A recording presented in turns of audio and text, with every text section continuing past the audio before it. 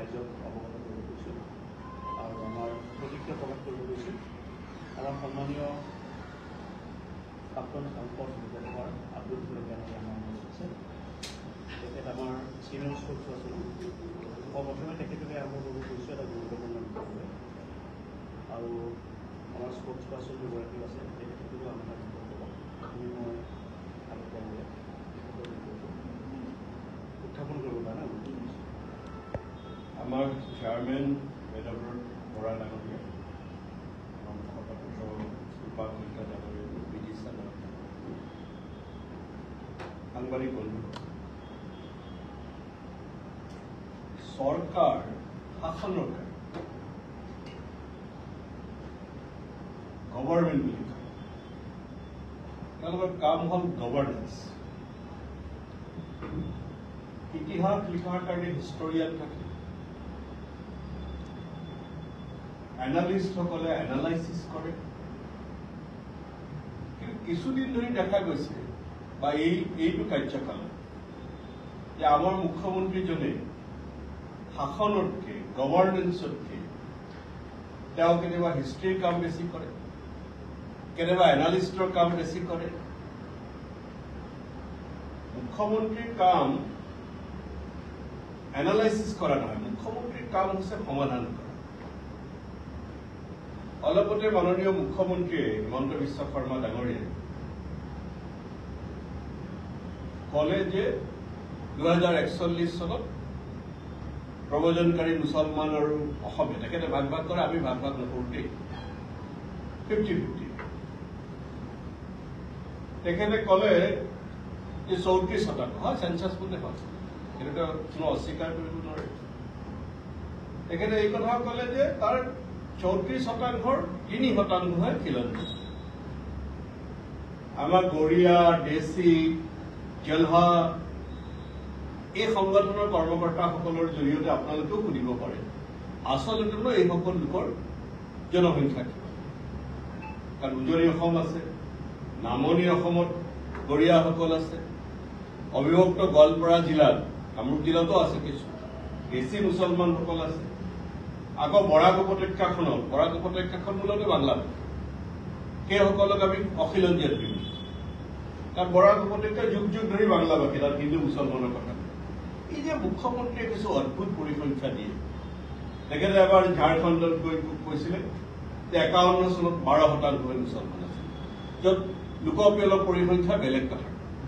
গতিকে আমাৰ মুখ্যমন্ত্ৰীয়ে সদায় ইতিহাসৰ অপব্যাখ্যা কৰে, ভুল এনালাইচিছ দিয়ে।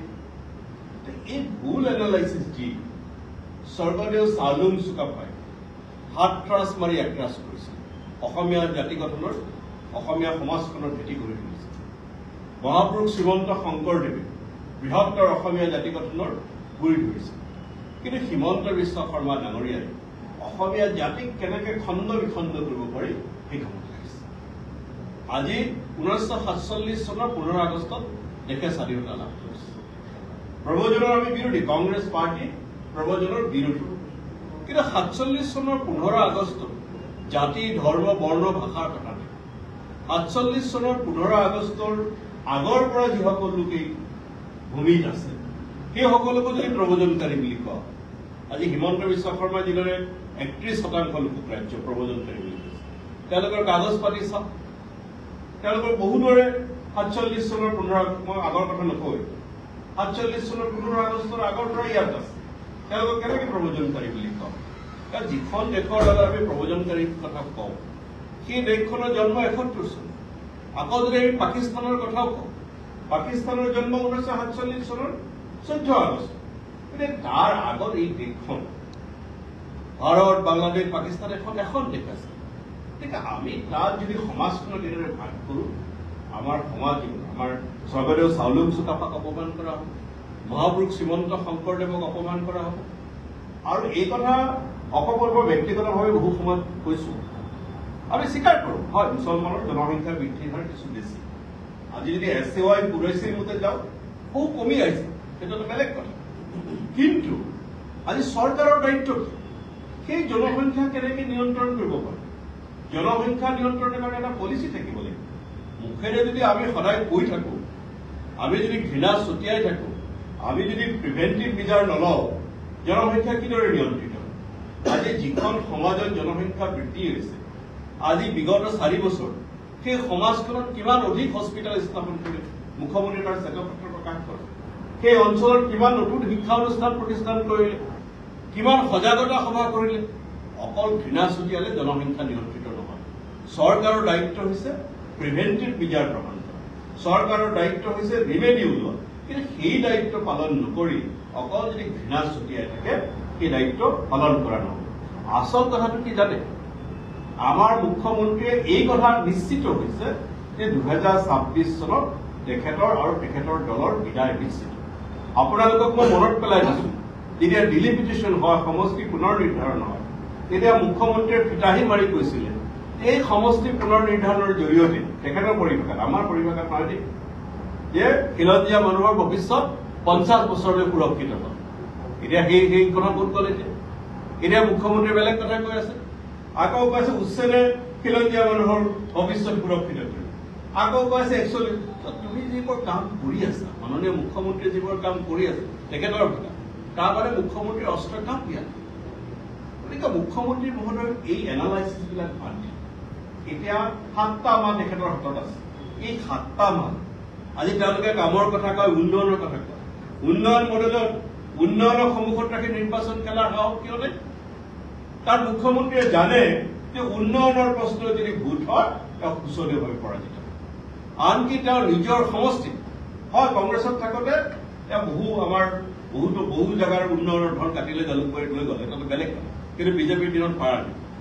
আৰু সেইকাৰণে আজি যদি উন্নয়নৰ প্ৰশ্নত ভোট হয়, জালুকবাৰীত মুখ্যমন্ত্ৰী মহোদয় তীব্ৰ প্ৰত্যাহ্বানৰ সন্মুখীন। সেই কথা অনুধাৱন কৰিছে কাৰণে মুখ্যমন্ত্ৰী মহোদয় সদায় ঘৃণা ছটিয়াই, সদায় মেৰুকৰণৰ কথা কয়, সমাজখন কেনেকৈ সদায় হিন্দু মুছলমানত বিভক্ত হৈ থাকে সেই কথা কৈ থাকে।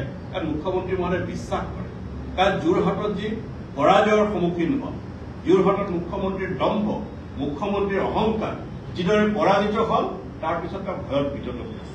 বিশেষকৈ গৌৰৱ গগৈ ডাঙৰীয়া কংগ্ৰেছৰ সভাপতি হোৱাৰ পিছত, প্ৰদেশ কংগ্ৰেছৰ সভাপতি হোৱাৰ পিছত মুখ্যমন্ত্ৰী মহোদয় শয়নে সপনে গৌৰৱ গগৈৰ ভোট দেখি থাকে। আৰু সেই ভোট দেখি থকাৰ কাৰণে মুখ্যমন্ত্ৰী মহোদয় সদায় পৰাজয়ৰ চিন্তাই খেদি থকাৰ কাৰণে মুখ্যমন্ত্ৰীয়ে এই ধৰণৰ কামবিলাক কৰি আছে। কিন্তু অসমৰ জনগণ বহুত সজাগ, অসমৰ জনগণ বহুত সচেতন।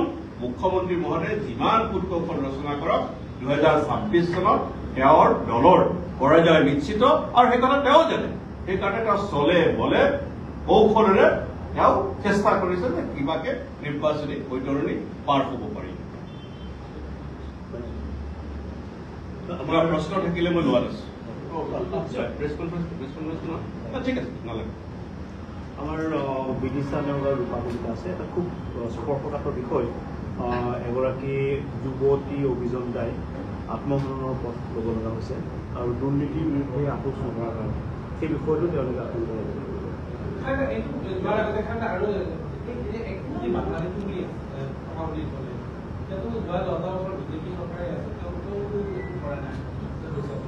মুখ্যমন্ত্ৰী মহোদয়ক মই আমাৰ প্ৰশ্ন, যদি তেওঁ বাংলাদেশী বুলি ভাবে, কি কাৰণত তেওঁলোকক খেলা? কংগ্ৰেছ পাৰ্টীৰ বাংলাদেশীৰ প্ৰতি কোনো ধৰণৰ, বিদেশীৰ প্ৰতি কোনো ধৰণৰ মৰম দয়া স্নেহ নাই। আমাৰ কাৰণে এটাই কথা, আমি অসম চুক্তিত বিশ্বাস কৰোঁ। অসমৰ সকলো মানুহে এই কথাত অসমৰ সকলো মানুহে এই কথা মানি লৈছে যে 71 চনৰ 25 মাৰ্চৰ পিছৰ সকলো লোক যাব লাগিব আৰু 71 চনৰ 25 মাৰ্চৰ আগৰ লোকসকলে সুৰক্ষা পাব লাগিব। গতিকে 71 চনৰ 25 মাৰ্চৰ পিছৰ যদি লোক আছে তেওঁলোকক তৎকালে বহিষ্কাৰ কৰিব লাগে, তেওঁলোকক তৎকালে বাংলাদেশলৈ পঠাব লাগে। আৰু মুখ্যমন্ত্ৰী মহোদয়ে যদি সেই কাম কৰা নাই, তেতিয়া সেইটো নৈতিক দায়িত্ব স্বীকাৰ কৰি তেখেতে পদত্যাগ কৰা উচিত। এনেইতো আবুল তাবুল ক'লে নহ'ব।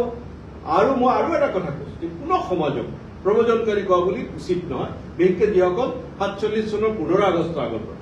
আমাৰ চুক্তিয়ে কৈছে 71 চনৰ 25 মাৰ্চ আৰু দেশখন ভাগ হৈছে 47 চনৰ 15 আগষ্ট। 47 চনৰ 15 আগষ্টৰ আগত এই ভূমিত যিসকল আছে, যি সম্প্ৰদায়ৰ নহওক, কোনো সম্প্ৰদায়ক প্ৰব্ৰজনকাৰী কোৱা উচিত নহয়। আৰু কিবা আছে হ'ব নেকি? বহু সংখ্যক লোকে কিছু সন্দেহযোগ্য আজি আমি যি দুটা ইস্যু সেই দুটা দেখক, বেলেগ ইস্যু নকওঁ। আৰু এটা খুব ভালকে খুব কংগ্ৰেছেও কৰি আহিছে স্মাৰ্ট মিটাৰৰ ওপৰত। আজি নকওঁ, কম আমি আজি নকওঁ। Thank U.